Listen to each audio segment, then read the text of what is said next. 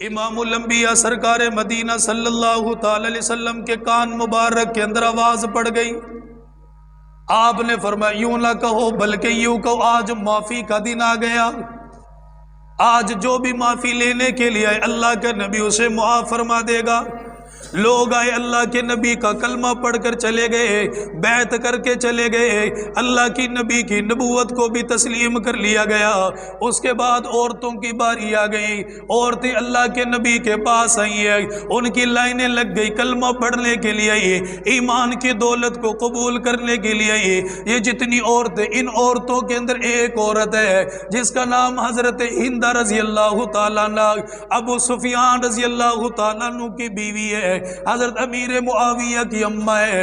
یہ بھی اللہ کے نبی کے پاس آئی ہے.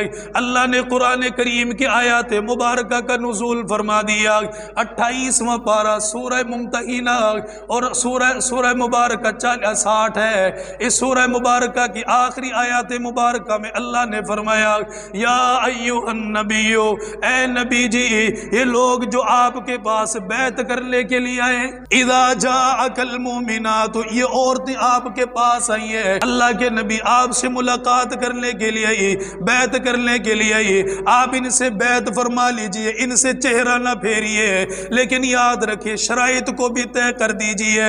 اللہ مجھے کیا شرائط رکھنی پڑیں گی؟ فرمایا سب سے پہلے اعلان کر دیجئے اللہ یشرکن باللہ، اللہ کے ساتھ کسی کو شریک نہیں ٹھہرانا، ولا یسرقنا، اور چوری نہیں کرنی، ولا یزنینا، اپنی عزت کی ناموس کی حفاظت کرنی ہے، ولا یقتلن اولادہن، اپنی اولاد کو قتل نہیں کرنا جو زمانہ جاہلیت کے اندر تم نے کیا، بچیوں کو تم قتل کر کے چلے گئے. پھر فرمایا ولا یاتین ببہتان یفترینہ بین ایدیہن وارجلہن، کسی کے اوپر الزام نہ لگانا، کسی کی عزت کو خراب کرنے کی کوشش نہ کرنا. ولا یعصینک فی معروف، آپ انہیں نیکی کا حکم کریں گے، یہ نیکی کے کاموں کو اختیار کرتے ہوئے چلی جائیں گی، آپ نے برائیوں سے منع کر دیا.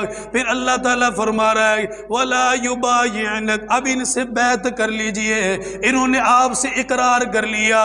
فرمایا اِنَّ اللَّهَ غَفُورٌ الرحیم، یہ جو لوگ بیعت کرنے کے لیے عورتوں کا اتنا رش لگا ہوا ہے، فرمایا ان سب کو بتلا دیجئے اگر تم نے اقرار کر لیا اللہ تعالیٰ تمہارے سارے گناہوں کو معاف فرما دے گا. ان عورتوں کے اندر حضرت ابو سفیان کی گھر والی بھی موجود ہے، ابو سفیان کی گھر والی موجود ہے، حضرت معاویہ کی والدہ بھی موجود ہے. جہاں پر ان عورتوں کو کہا گیا تمہارے گناہوں کو معاف کر دیا گیا، یہیں پر ابو سفیان کی بیوی کو بھی کہا گیا اللہ تعالیٰ نے تمہارے بھی سارے گناہوں کو معاف کر دیا. کتنی بڑی قیمتی بات ہے. ہم نے دیکھا ہی کہا، ہم نے انہیں قرآن میں ڈھونڈنے کی کوشش ہی نہیں کی ہے. ہم نے قرآن میں انہیں ڈھونڈنے کی کوشش ہی نہیں کی کہ وہ ملتے کہاں پر ہیں.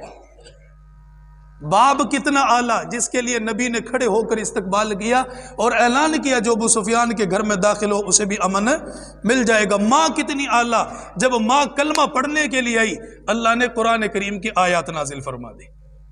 انہیں بتلائیے کہ اگر یہ لوگ شرک نہیں کرتے، یہ لوگ چوری نہیں کرتے، یہ لوگ زنا نہیں کرتے، کسی کو پر الزام نہیں دھرتے، اولادوں کو ناجائز قتل نہیں کرتے، تو پھر آپ ان کو پیغام سنا دیں کہ ان اللہ غفور الرحیم، بے شک اللہ تعالیٰ معاف کرنے والا ہے.